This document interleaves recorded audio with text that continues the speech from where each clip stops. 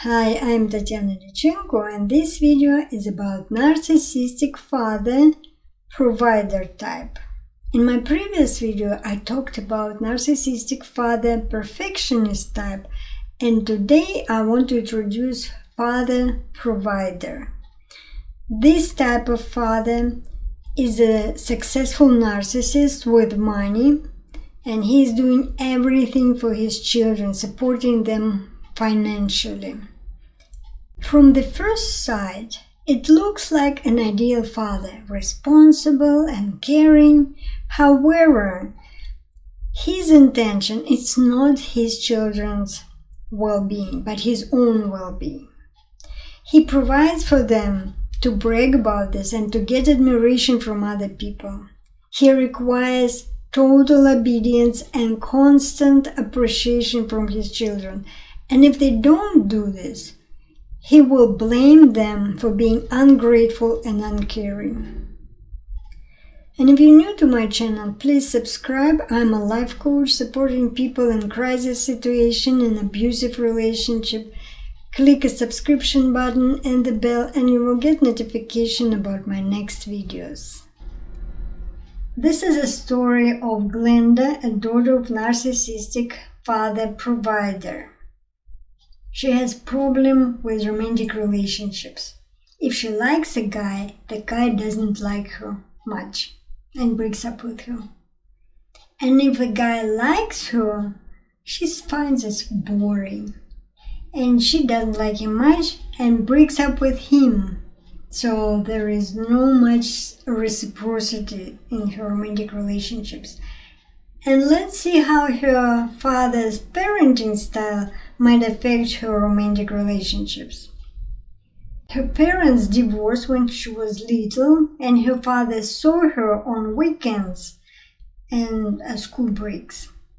And every time she was with him, he brought her to expensive restaurants, concerts, theaters, luxury tours and cruises. He bought her expensive toys, cutting-edge devices. He paid for a prestigious preparatory school and one of the best universities. She got her master's degree from this university, thanks her father. And if he gives her a present, he requires many thanks. One thank you is not enough, and she's supposed to admire his present for a long period of time, send him pictures, how she's using this, how it's good for her, how her friends admire this present and envious. And if she doesn't do this, her father would get offended. You don't like my present? So if she thanks him only once. So to avoid this, she needs to go the extra mile expressing her appreciation. He is always reminding how much he has done for her. And if she can't meet him when he wants to meet, he says, "You can't find time to visit your father who sacrificed so much for you? You got the best education. You traveled all European countries. Of course, I'm not needed anymore. And I'm sure you will find time when you want money." So he plays the guilt trip to get her compliance. Since about teenage, she stopped feeling affection for her father. Because he never understood her needs, he dismissed her feelings.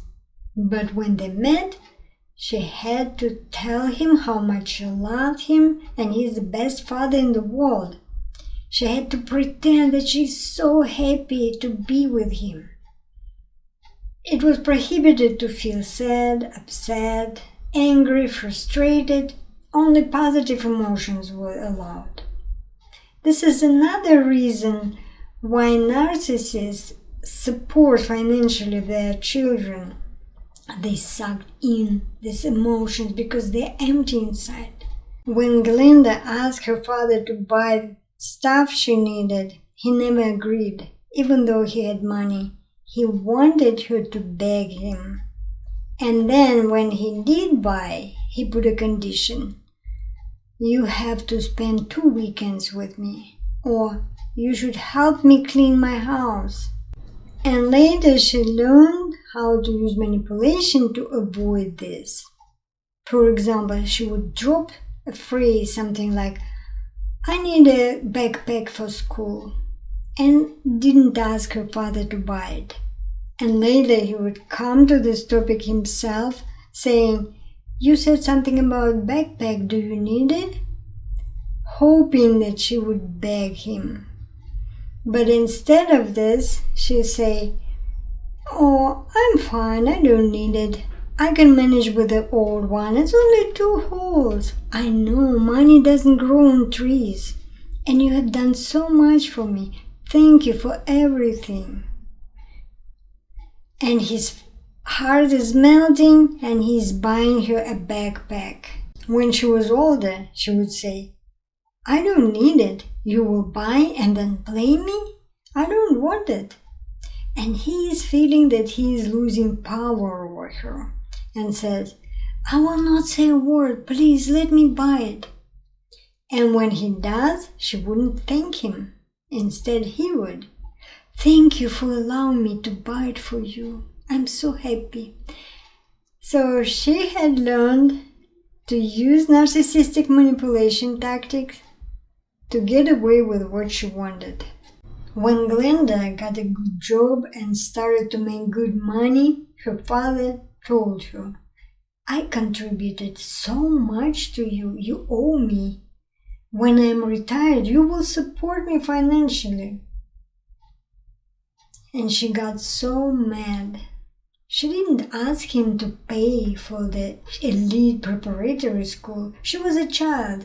She didn't ask him to pay for the university. He forced her to accept his help. And now he wants her to pay back and support him for the rest of his life. Narcissistic father provider invests in his children as in a bank account with a high interest. When children are little, he wants admiration and happy emotions from them. And when they are adults, he wants financial support and care. He creates codependent relationships based on guilt and obligation to use them when he needs it. He blames them for being ungrateful, irresponsible, uncaring to make this codependency stronger. Glenda sees how her relationship with her father affects her romantic relationships. She can't be open and emotionally available with her partner. If she is with a person who is sincerely loving and caring, she gets bored. It's not exciting for her. She is using him and then breaks up with him. But she is more attracted to an emotionally unavailable partner who is using her and breaks her heart and later leaves her. She prefers drama instead of secure attachment. If you have a father like this, don't take anything from him. All his gifts are Trojan horses. He invalidates you, makes you depend on him. It looks like a gift, but it's sneaky, implanted obligation. If he tries to make you feel guilty and pay him back, ask him, wasn't it a gift? You didn't tell me ahead of time that I should pay back. You don't owe your parents because they gave you life and raised you. It was their choice and their responsibility. Everything they did before you were 18 years old, it's for them. Everything they did after 18 years old, not documented, not discussed, is a gift. Be aware of the manipulation and don't do the same. And I wish you to be independent and free adult and build healthy relationship with your romantic partners based on secure attachment. If you like this video, click like, leave a comment, subscribe to my channel. See you next time. It was Tatiana Dyachenko.